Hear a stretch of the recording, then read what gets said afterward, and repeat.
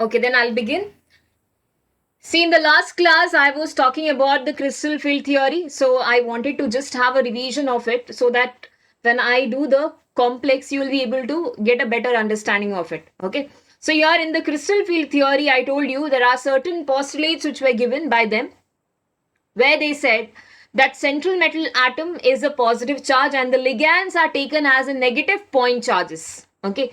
So ligands like Cl minus, F minus, Br minus, they are considered as negative point charges, and the neutral ligands which are there, they are considered as dipoles. Okay. Where you can see here, there are, like for example, water. When you take as the example, in the case of water, you can see there are charge separation taking place. So there are two dipoles created. One is of positive charge and the other one is of negative charge. Okay, so neutral ligands will be considered as dipole.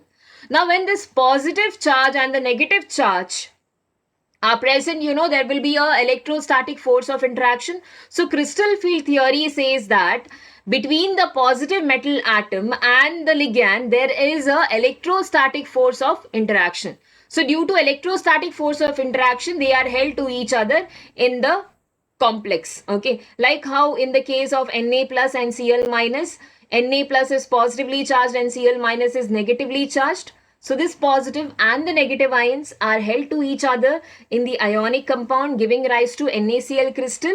Like that only here also they explain the complex that metal atom and the ligands are held to each other. So I told you the name has come because of that reason only. From the ionic compound, the concepts have been taken to explain the coordination compounds. Okay, and then they don't explain anything about the covalent bonding which is taking place. That becomes actually the drawback part of it. Okay, so and they say that there is no overlapping of atomic orbitals of the central metal atom and the ligand. Okay, so there is no overlapping between the metal and the ligand. So they are just held by the electrostatic force of interaction. Then I told you, in the absence of the ligand, all these d orbitals are there. No, you have to keep in mind how many d orbitals we are having. So we have altogether 5 orbitals. In the d subshell, we have 5 orbitals. Those are xy, yz, xz, x square minus y square, and d z square. So these are the 5 orbitals which we are having. So all these d orbitals are having same energy when in the absence of the ligand. When the ligand has not approached the metal atom. When the ligand has not come to the metal atom, that time all these orbitals are having same energy. So the one which are having same energy, they are named as degenerate orbitals. So they are called as degenerate orbitals. Now in that you will be able to see that the orientations are there, no? That's different, and they are having double dumbbell shape. You have studied about this, okay, because there are two lobes present like this, like a dumbbell. So they are called as double dumbbell. Now in that, if you see the name of these orbital only, you will be able to understand. So one is dxy, then we have yz, and then xz. So these are coming in two planes, okay, and they are present in between the axis. So xy, yz and xz, so they are non-axial set of orbitals. So they are also named as T2G orbitals, okay, triply degenerate orbitals, also called as T2G in short. And then we have two orbitals, that is dx square minus y square and dz square. So these two orbitals which are there, you will find that they are on the axis. So they are called as axial set. Okay, so these are axial set of orbital, that is dx square minus y square, and then we have dz square. So these are the two orbitals and they are called as EG orbital. These are doubly degenerate. Okay. And then after that, when the ligand approaches the metal, this was before. I told you that all the energies are same. But when the ligand approaches the metal, metal has electrons. Okay. In the metal, there are electrons. And in the ligand also, there are electrons. Okay. So they are having a kind of electrostatic force of attraction. But when the electrons come closer and closer, these electrons of the metal will start repelling the electrons of the ligand. So due to that repulsion, what happens? Due to the repulsion, they go to a higher energy state.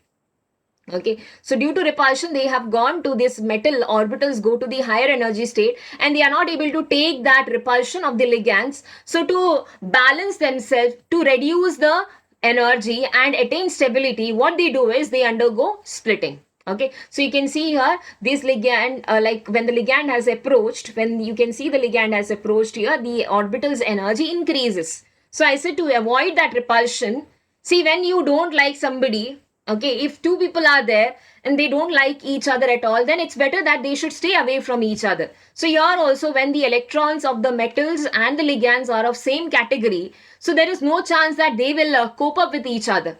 So when that is the case, then what should happen is one should go to the one state and the other one should go to the another state. Okay, so here what is being found is the orbitals, okay, which can't take the repulsion of the ligand, so they undergo splitting to minimize that repulsion so that they can have a stability. Okay, on the whole, everything happens, to attain the stability. Okay, so here this has been found, and then due to that approach of the ligand, you can see that the splitting of the orbital, I said, will take place. That splitting itself of the degenerate orbital is what we call as crystal field splitting. Okay, the splitting of the d orbital in the presence of the ligand. So that the splitting is called as crystal field splitting, and this splitting depends on what type of ligands are approaching the metal atom. Okay, so that has been given by the spectrochemical series. This was found out later. Okay, so that there are different types of ligand, and the splitting energy is there, no, that will be different. Maybe some are having very small energy and then some will be going for a large splitting.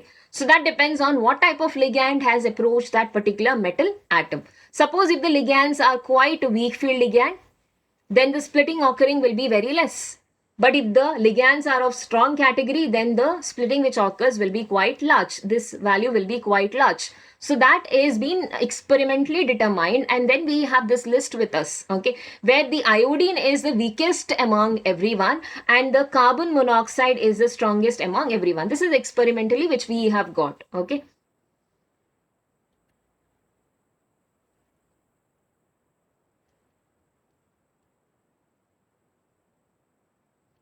So I hope this part is clear to everybody. Now I will start with the crystal phase splitting in octahedral complex. So it was a revision I had done in the last class, but then in case if you don't remember, I wanted to have a revision of it. Okay, so now we will start with the crystal field splitting. Keep all those points which I have told you in your mind, and then we will be continuing with this crystal field splitting in octahedral complex. Okay, it's important also from your exam point of view. At least the diagram part you should be able to draw. Okay, so here I have taken the complex of octahedral. You know how the octahedral geometry is, where we have a metal in the center. This blue one you can see, that blue one is the metal. Okay, so here this blue one is the metal, and then this purple violet ones you can see, purple or violet color. So here these are the ligands.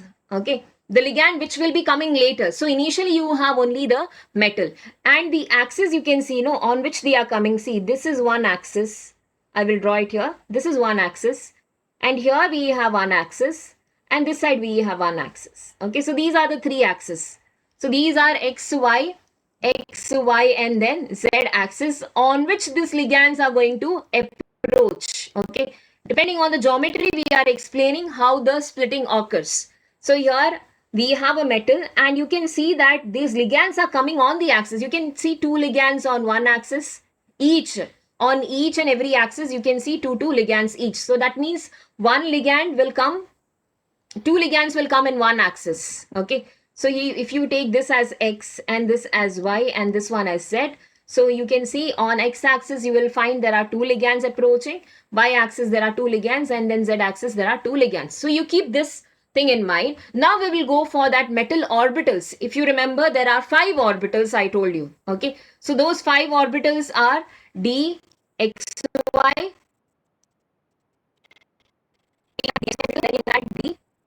y, z, d, x, z, and then we have d, x square, and we have d, z square. Okay, so we have 5 orbital. In that d, x, y, y, z, x, z, these are non-axial orbital, okay, which I told you also named as T2G. So these are present in between. Okay, these are present in between.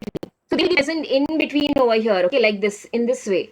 here there will be, here one orbital will be. I will not draw everything, but I will show you the next figure where you will be able to get the picture of all the orbitals which are clubbed together. All these are clubbed together, students, in one metal. Okay. So like how these balloons, when you blow and combine them together, no, and join many balloons together, that is how these orbitals look like. Okay. So you will find in between all this, you will get XY, YZ and XZ orbitals. And then on the axis, that is this x-axis, you will find orbital, you will find orbitals on the y-axis, and then you will find on the z-axis. So those orbitals are present on the axis. That are these two. Okay, these are present on the axis. So they are called as axial. They are present on the axis. Okay. Now I told you ligands are also coming on the axis. Okay. So the ligands are coming on the axis. So that means who will experience now more repulsion?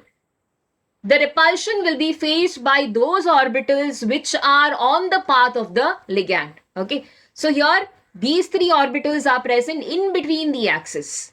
And only these two orbitals are present on the axis. And we know that ligands are also approaching on the axis. So it is these two orbitals, that is x square minus y square and the z square orbital, who will be experiencing more repulsion. So if they experience more repulsion, they will be the one who will be going for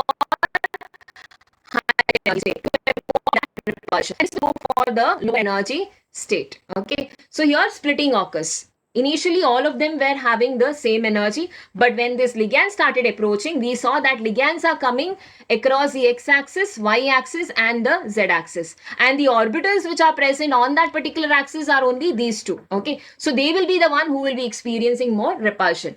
You can even imagine in this way, if a tufan is going to come, or imagine a tsunami is going to come, who will be in more danger? The one who are exactly present on the path, no, the one who stay near the shores, okay, they will be in more danger because they will be directly facing that particular thing. Okay, so that is how even this axis are. They are present exactly on the axis where the ligands are coming. Okay, so they have to face the repulsion more. So when they have to face the repulsion more, they will be going for the higher energy state. Whereas this will experience the repulsion, but compared to this orbital, the repulsion experienced by the in-between orbitals will be little less. Okay, so they will acquire a lower energy state. So that we have to draw and show. Okay, so that whole thing, like you have to draw and show. Now here I have taken the that I will do it later. Now you see this picture, which I was telling you, the combined 5 orbitals, which are like combined together. You can see here, some are in between. It looks like a cluster to you. Many orbitals are clubbed together. So these blue ones are there, no? These blue ones, which you can be able to see, those are on the axis. Okay, one is on the z-axis, and then you can see this one here, x square minus y square, and then one is there on the x, and then it is there on the y also, and then one is there on the z. Rest everything is in between, and the ligands you see are approaching on the axis. Okay, so the one who are approaching on the axis, they will be experiencing more repulsion. Okay, so if I have to draw and show you this, how will you explain this with the diagram? Okay, it will be in this way. You have to represent the energy.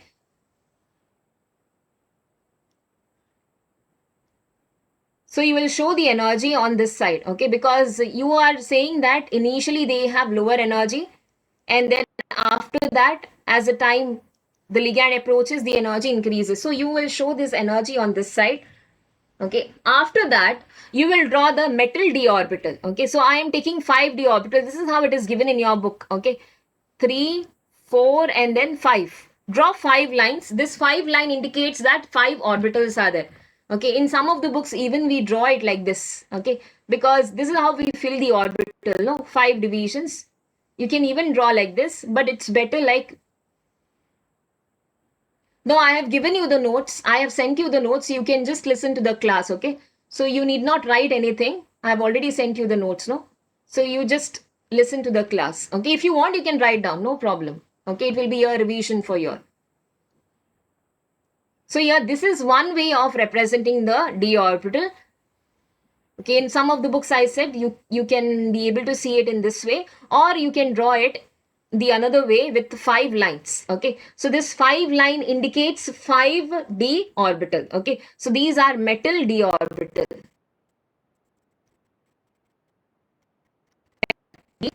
Okay, these are metal detectors. That is the all that. Okay, whichever I have told you, if you want, you can write them down here.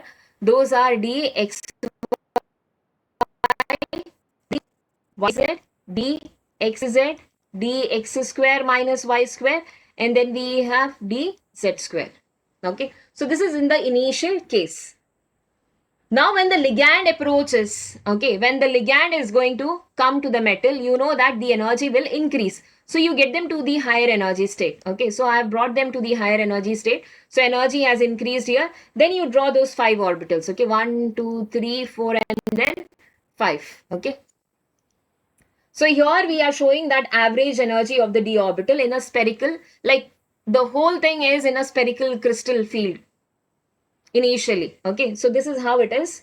So what they write is it's a energy average energy of the d orbitals.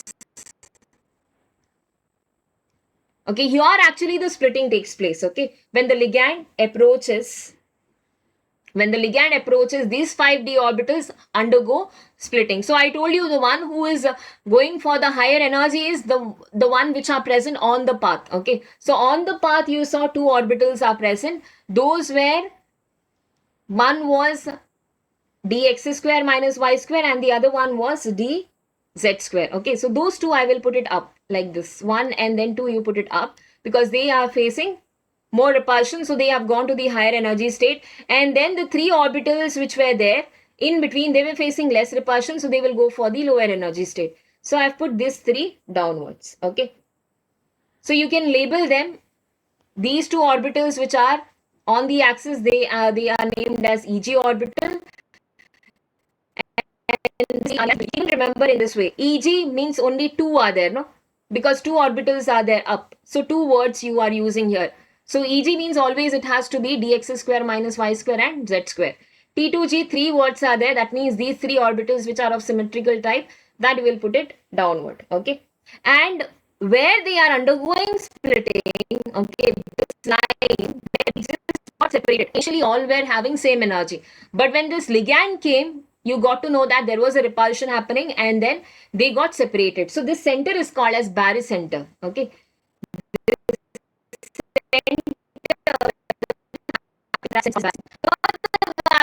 Like in the tug of war, if I take a tug of war, initially this value we can take as 0. Okay. And then we have to see how much shifting has taken place on the right side and how many shifting has taken place on the left side. Okay. So here this center, the value will be 0. Okay. And the whole splitting gap is there. No, that is denoted by delta. So I will take this gap in between them is denoted as delta 0 because it is O, okay, for octahedral. So delta O you have to represent. Now there is a value which is being given. I said the center value is 0. So altogether when you combine the value of Eg and T2G, on the whole calculation should become 0. Okay. So here this particular value is there. No, this value is coming out to be as 0.6 plus 0. This value from the 0 point to the Eg level. This is taken as 0.6 and the below one is there. No, that is taken as minus 0. I'll tell you why this. It's a calculated value which they have got it to get a, on the whole, the total value as 0. See, now if you do the calculation, you'll be able to understand. Now 0.6 if you take, that is 1 up. So 0.6 into 2 will be 1. Okay, and then we have here downwards there are 3 orbitals. So if you take minus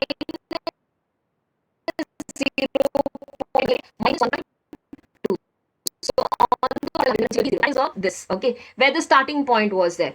So from that starting point, how much orbitals have gone to that side and how many orbitals have gone to the lower side. Based on that, the total value comes out to be 0. Okay, so that is the reason why 0.6 and minus 0.4 has come. Even you can write the fractional value.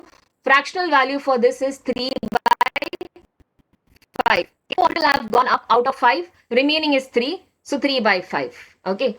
And from out of 5, 2 orbitals have gone up. Remaining is like 3 orbitals have gone down. So remaining 2, 2 by 5. Okay. So like that you can remember. Ulta. 2 have gone up. So 3 by 5. 3 are down. So 2 by 5. Altogether, when you do the calculation, you will get 0 value. Okay. So this is the thing which you need to represent. Okay. And here you have to write below. You have to write that the splitting of d orbitals in the octahedral crystal field. Okay. So below this you have to write the splitting of the orbital in the octahedral crystal field.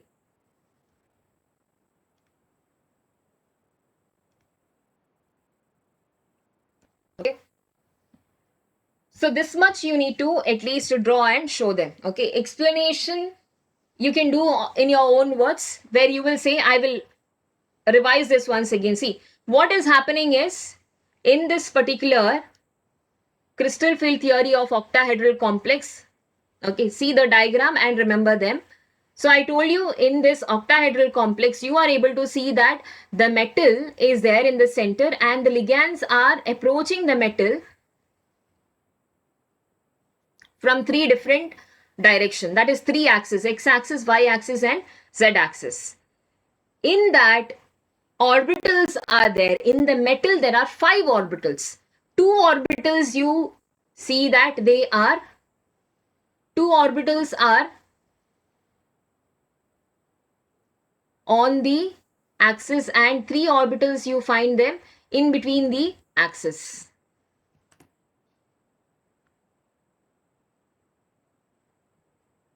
Yes, yes, students. So you can see here,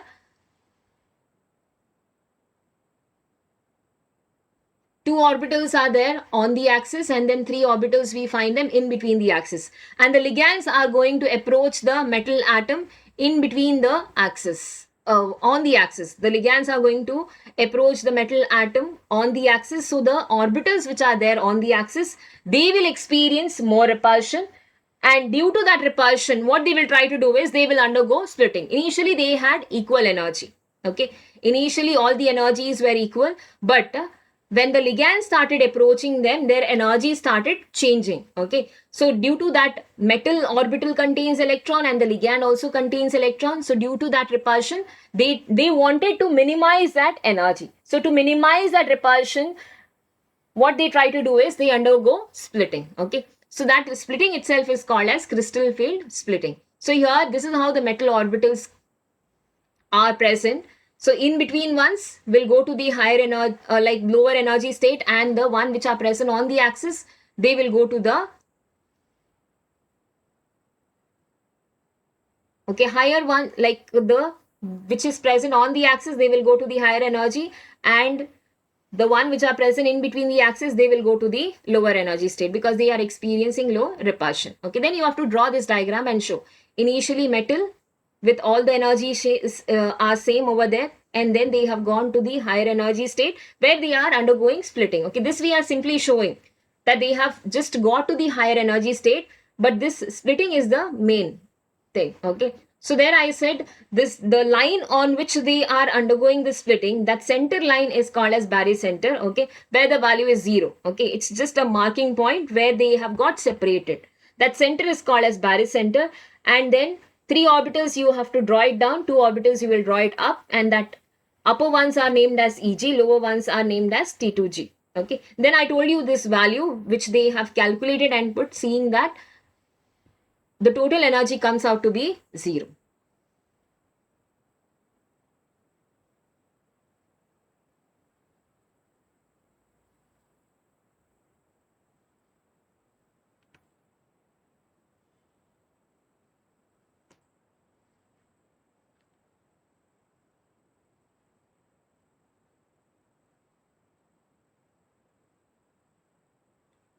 Okay, now next thing is, once you have got the splitting, okay, now we need to understand how to fill the electrons in this particular orbital. Okay, that is the electronic configuration of the metal in this particular state when they have undergone the splitting. So in that case, you see the electronic configuration, how it will be.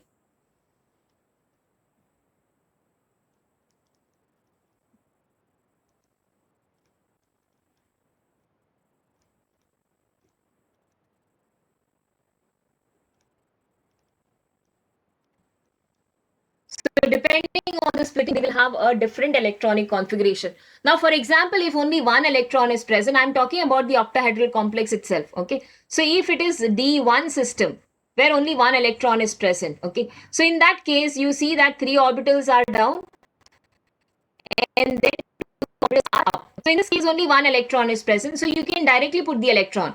So here the rule which we are going to follow is the Hund's rule. According to the Hund's rule, you know, electrons will occupy the lower energy state first and they will be singly occupied. Okay.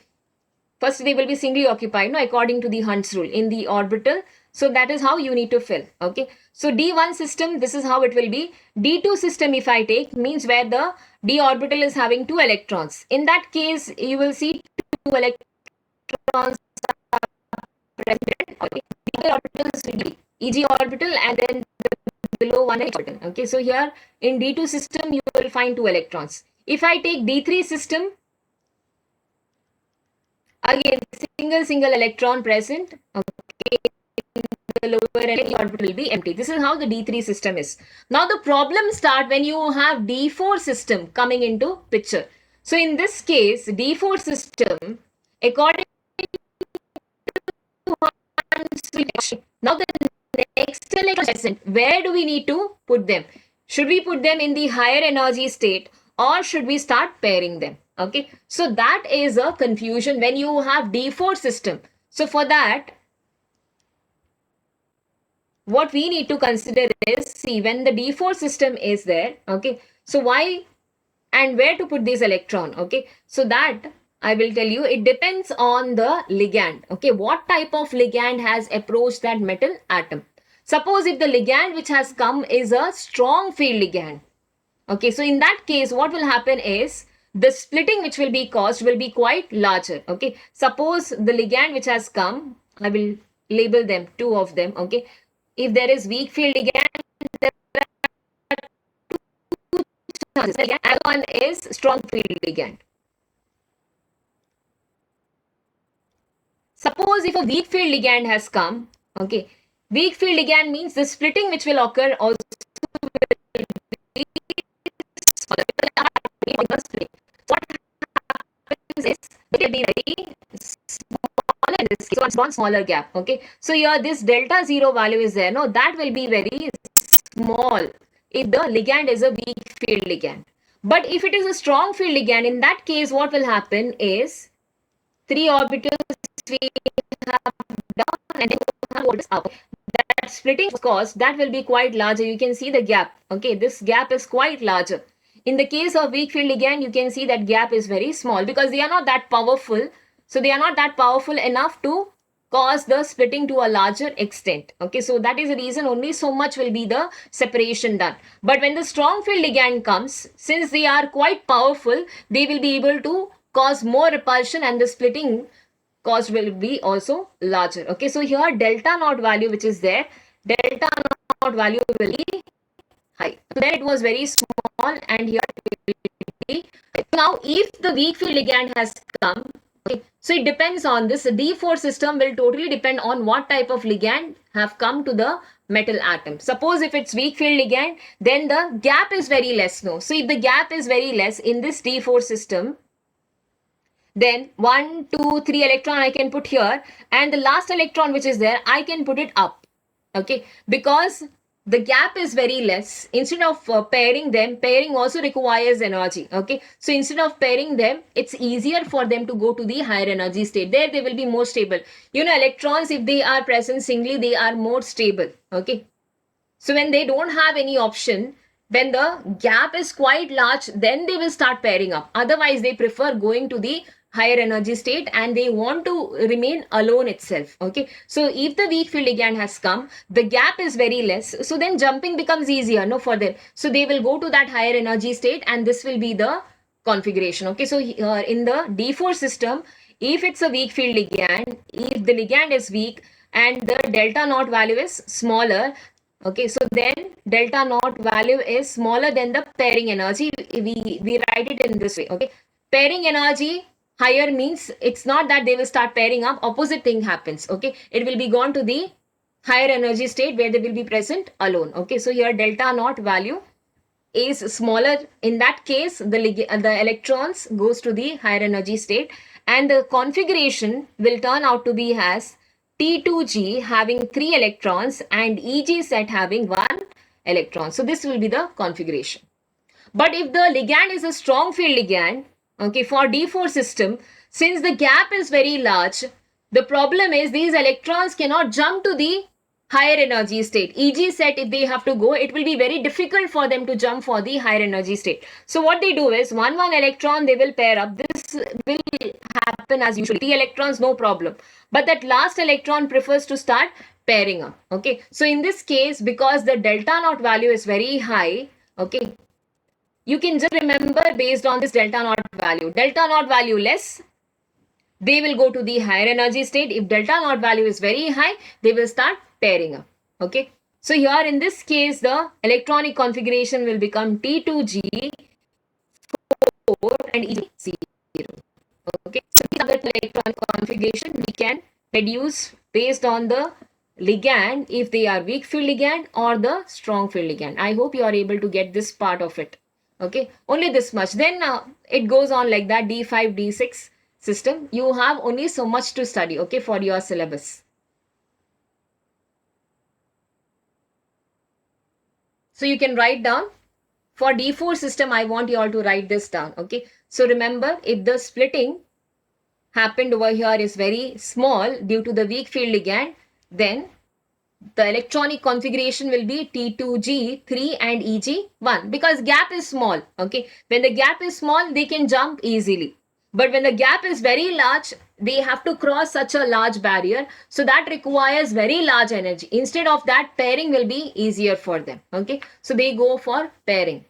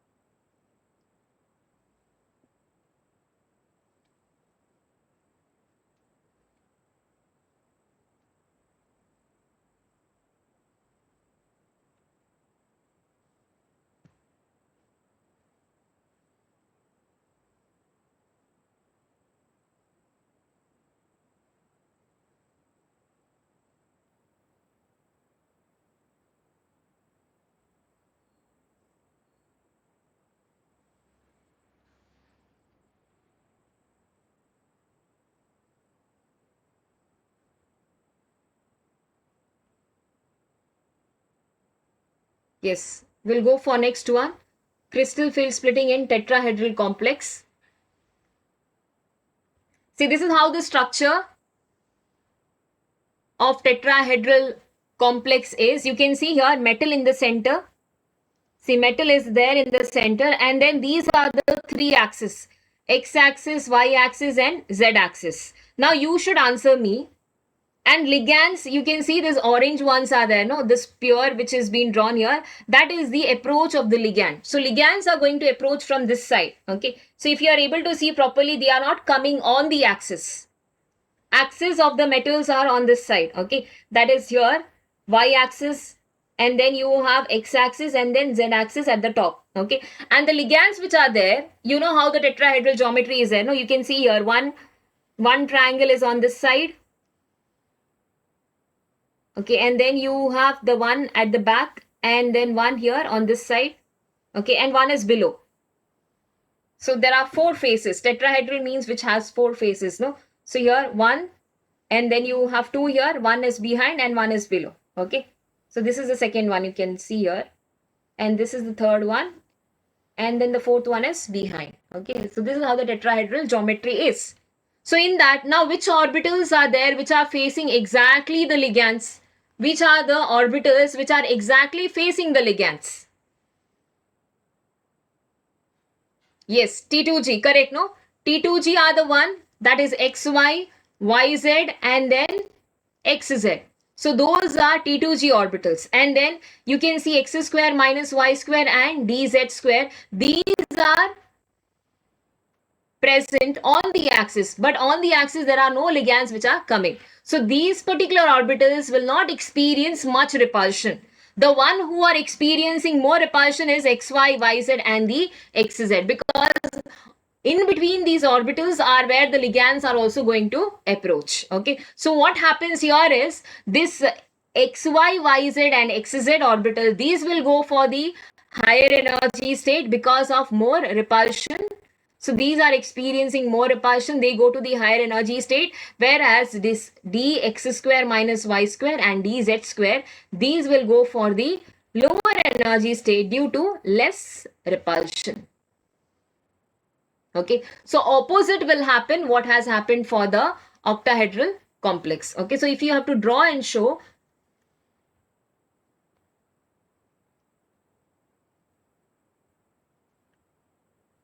then it will be this way. Remember, okay, whatever I said just now. So if you have to draw and show,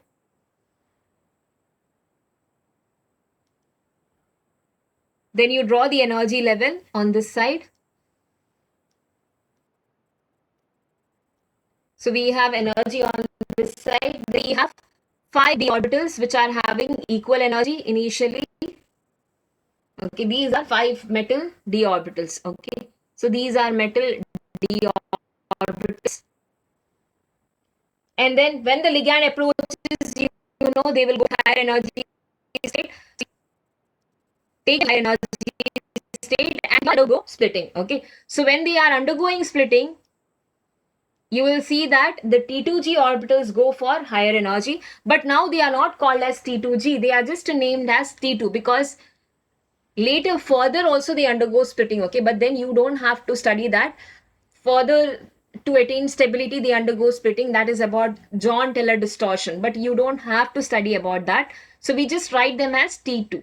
Okay, G is not given. G is for gyrate where the energy levels are same, but here the energy level will not be same. Further also they undergo splitting. Okay, but then for time being you can remember 3 orbitals will be up. Those are xy, yz and xz. Okay, so they are just named as T2. G is not used here. Okay, so just a T2. And then 2 orbitals are in the lower energy, that is dx square minus y square and dz square. They are just named as E. Okay, G is not used. G stands for gyrate, that G is not used. Okay, so here d orbital, metal d orbital, gone to higher energy state, and this side there is splitting occurring. Okay, so you can write this is splitting of the d orbitals.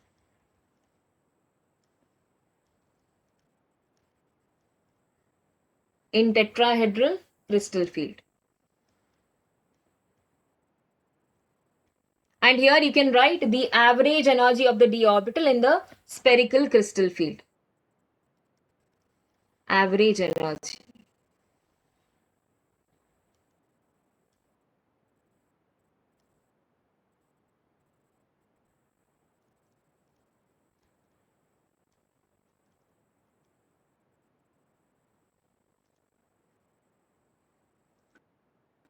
In spherical.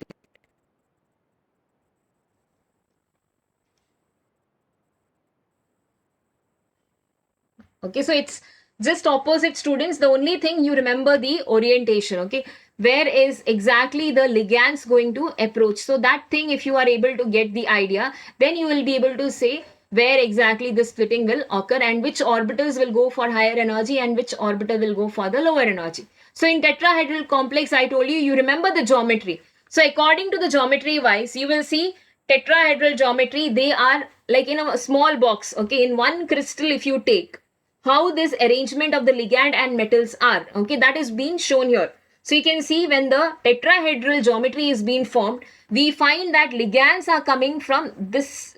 Okay, here one ligand will be situated. If I confine them in one unit cell, okay, so you can see one ligand here and one ligand on this corner. They will be diagonally opposite.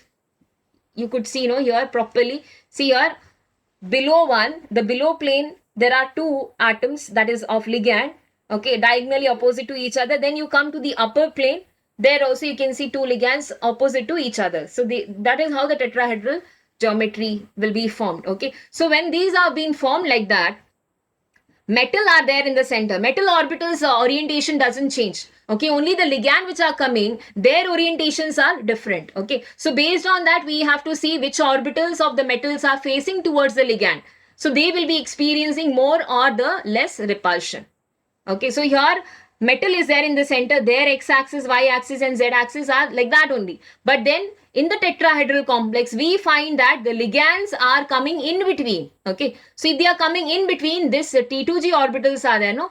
They will be the one who will be experiencing more repulsion because they are exactly on the path of the ligand. So XY, YZ and XZ, they experience more repulsion and they go to the higher energy state. Whereas the one which are present in between the axis, that is x square minus y square and z square, they will be experiencing low repulsion, less repulsion, they go to the lower energy state. Okay. And then you just draw this diagram and explain. The diagram is similar to what you have done before. But then I said you don't have to use this word G because here they again further undergo splitting. Okay. So that we are not explaining for you people. It is not required. So you just eliminate that G part and write T2 and